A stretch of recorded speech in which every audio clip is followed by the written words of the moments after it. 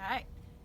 My name's Alejandra Vasquez, and I'm a registered nurse that works for a company that specializes in medical air transports. As clinicians, we know that our jobs already include a lot of risks, not only to ourselves, but also to the patient whenever performing procedures. Uh, we know that we are consistently looking for ways to perform a procedure nice and smooth, and there are different other procedures and practices that we learn throughout our experience to make these events safer for the patients and for ourselves. Some examples of these include the 5 rights checking medications, sterile procedure to help minimize introduction of bacteria to the body when performing sterile procedures, and also timeouts before we initiate a procedure. In the air medical field, we deal not only with the daily risks that we do or that we would in the hospital, but we also deal with the air and aviation side of it. It's a whole other world. And I am here to talk about a term or a culture that we perform here known as AMRM. AMRM stands for Air Medical Resource Management. And per the FAA, or the Federal Aviation Administration, I will read to you what AMRAM stands for, or their definition of AMRAM. AMRAM, per the FAA, is defined as addressing the challenge of optimizing the human and machine interface and related interpersonal issues with maximum focus on communication skills and the team building curricula. AMRAM is a skill of using effective team building, effective information transfer, problem solving, decision making, and maintaining situational awareness and establishing environment that is conducive to a safe and successful operation completion despite the challenging situations that might be presented. Practicing AMRAM is a skill that requires for the crew, not only the medical crew, not only the aviation crew, but every person that is involved in the air medical operations to be cognizant and knowledgeable of all of their resources and have effective communication skills for them to be able to transfer information properly and complete a mission safe. The following examples or the following procedures are examples of AMRAM. We will start with a pilot briefing the crew on their daily brief. Charles, I'm Brian. We've never had an opportunity to fly yet together, so I want to give you a little bit of information about me and make you comfortable in talking with me and in resource management things as we go out and fly today. I've been in the aviation business for 25 years. I don't necessarily know everything there is to know about flying, but I want to make sure that you guys feel comfortable coming to me if you have any issues. If I do anything today that makes you uncomfortable with the aircraft, please let me know.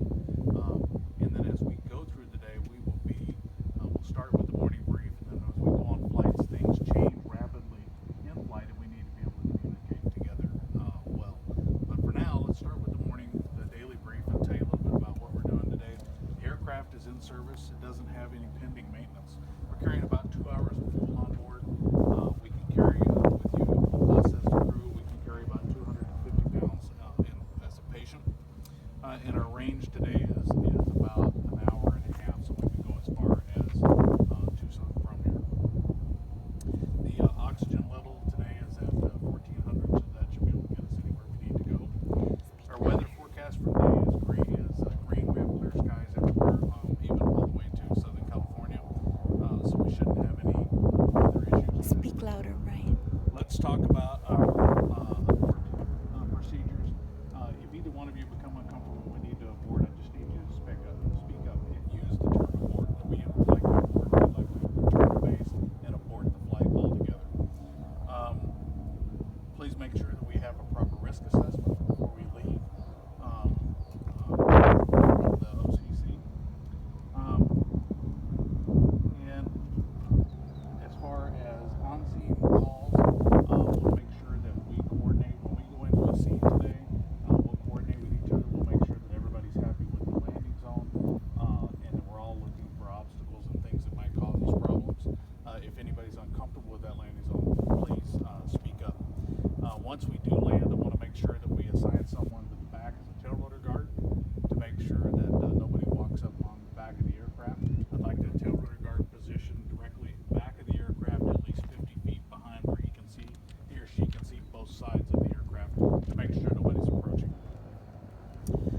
make sure that our seatbelts are on all times during flight. If you need to get out of your seatbelt at any time today during the flight, please let me know that. When we are landing and taking off, I need a sterile cockpit, meaning that there's no communications, unnecessary communications or talking within the aircraft, only related to the flight itself and the situation we're in at the time. I don't expect any IFR or instrument meteorological conditions today, so that shouldn't be an issue at all. And I want to make sure that both of you are current on your night vision goggles for today. Are both of you current on your night vision goggles? I am. Yeah. Okay, great. All right, well, I'm going to leave you guys to checking off your aircraft for the day, and we'll be ready to go fly. All right, thanks. You bet. So as we noticed, the pilot in command takes over the briefing while encouraging the crew to also ask questions and also be assertive and speak up in any condition or anything that might cause them to have a doubt during the flight. An example of them speaking up was once we were landing in an FBO that was dark. It was the first time that we were there, and we were pretty unfamiliar with the area. As the pilot was preparing to land, the co-pilot, who was our medic on the day, he noticed that there was an aircraft underneath in the area that we were preparing to land on. He called and informed the pilot in command immediately to abort the landing. The pilot in command aborted the landing, and we diverted to a different landing zone, avoiding a catastrophic event. Now we're going to see an example of the medical crew transferring information on what equipment they have available for a daily call. Okay, monitors Okay, on. looks like our defib pads are good. We have Okay. 2 sets of each All right good. now. I found the missing electrodes. They're right here. We have a bunch of extras right now. Good. Um, Defib check is done. okay, I have that extra roll of paper when you want it. Okay, Right yeah. here. Sounds good. Okay. Got that. Okay. All right.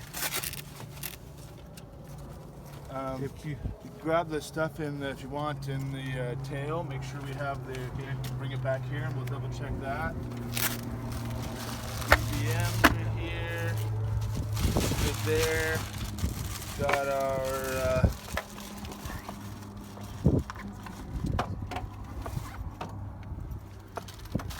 okay. That's good.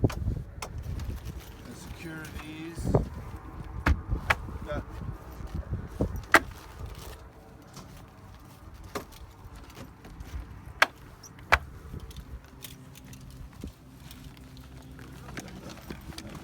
got your helmet here. okay. My helmet's down here. Here's the nurse purse. Let's check the drugs in there too. Okay, yep, we got all. I think they switched out the ketamine last shift, so that one's good. Okay, the ketamine. Yep. All right, it was the first of the month, so we do need to make sure that all of our drugs are within date. Notice that the information exchange between the pilot and the crew members as they're checking off their aircraft is constant. They are constantly speaking out what they see, what they need, and this is essential to be able to perform a call nice and smooth throughout a mission. It is important to know all of our resources, to know everything that is where it's located, and be able to reach to all of our equipment when necessary. This is part of AMRM procedures, is to be able to transfer information effectively, know our resources, and always speak up whenever we have a doubt. Not assuming that the pilot knows what we see, and also knowing that human can err, and to err is human, and always being vigilant. AMRM procedures are an essential part of air medical transport and are critical in order for us to complete a mission safely. The red bag looks good for the shift. Good. Okay. Excellent.